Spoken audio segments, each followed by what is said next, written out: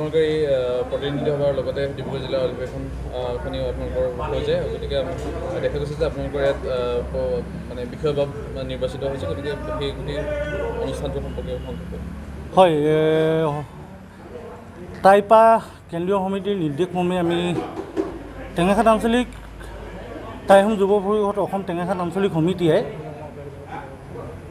আজি এই ডিব্ৰুগড় জিলাৰ প্ৰতিনিধি সভাখন অনুষ্ঠিত কৰিবলৈ আমাক আতিথ্য প্ৰদান কৰিবলৈ প্ৰথমতে কেন্দ্ৰীয় সমিতিক আমি ধন্যবাদ জনাইছোঁ। ইয়াৰ পিছতেই আমি এটা কথা আপোনালোকক জনাওঁ যে ইয়াত এখন খুব শক্তিশালী টাইপাৰ ডিব্ৰুগড় জিলা সমিতি গঠন হৈছে আৰু ভৱিষ্যতৰ দিনত টাইপাৰ ডিব্ৰুগড় জিলা সমিতিখনে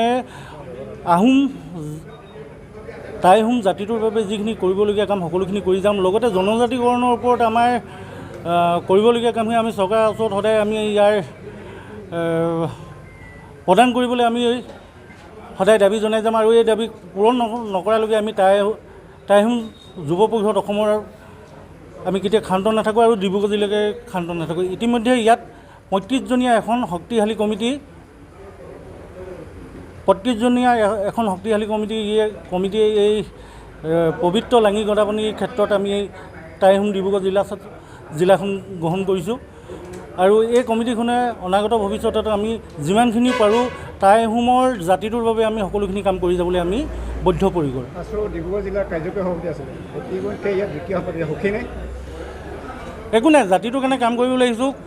কাম কৰিবলৈ আমাৰ পদবীৰ কোনো প্ৰয়োজন নাই, আমি যেতিয়া হ'লেও কাম কৰি যাব পাৰিম আৰু টাইহোম জাতিটোৰ বাবে ইতিমধ্যেই মই আপোনালোকে গম পাই মই সদৌ ডিব্ৰুগড় জিলা ছাত্ৰ সন্থাৰ সভাপতিৰ দায়িত্বত আছোঁ। ব্যক্তিগত কাৰণত ইতিমধ্যে মই জিলা ছাত্ৰ সন্থাৰ আৰু সদৌখন ছাত্ৰ সন্থাৰ প্ৰাথমিক সদস্যৰ পৰা অব্যাহতি লৈছোঁ আৰু টাইহোম যুৱ পৰিষদত জইন কৰিয়ে মই এটা কথা মোৰ অনুভৱ হৈছে যে আমাৰ জাতিটোৱে বহুখিনি পাবলৈ আছে। এই পাবলগীয়া কামখিনি কৰিবলৈ আমি কেনেধৰণে ৰাইজৰ লগতে সমূহ আহোমবাসী অসমৰ আহোমবাসী ৰাইজৰ সহযোগত আমি আমাৰ সমস্যাখিনিৰ ওপৰত আমি মাত মাতি যাবলৈ আমি সদায় চেষ্টা কৰিম আৰু কেনেকৈ ইয়াৰ আমি এটা সুস্থিৰ সিদ্ধান্তত উপনীত হ'ব পাৰোঁ তাৰ চেষ্টা কৰি যাম। আজি এই পবিত্ৰ লাঙি গদাপানীৰ ক্ষেত্ৰত টেঙাখাটৰ যি আমাৰ ডিব্ৰুগড় জিলাৰ প্ৰতিনিধি সভা অধিৱেশন হৈ যায়, সাফল্যমণ্ডিতভাৱে ৰূপে হৈ যায়। তো সভাখনত ইতিমধ্যে আপোনালোকে গম পাইছেই যে কি বৃহত্তৰ ডিব্ৰুগড়বাসী ৰাইজৰ ডিব্ৰুগড় জিলাৰ অন্তৰ্গত 7খন আঞ্চলিকে মোক যি ডিব্ৰুগড় জিলাৰ গধুৰ সভাপতিৰ দৰে দায়িত্ব এটা অৰ্পণ কৰিছে।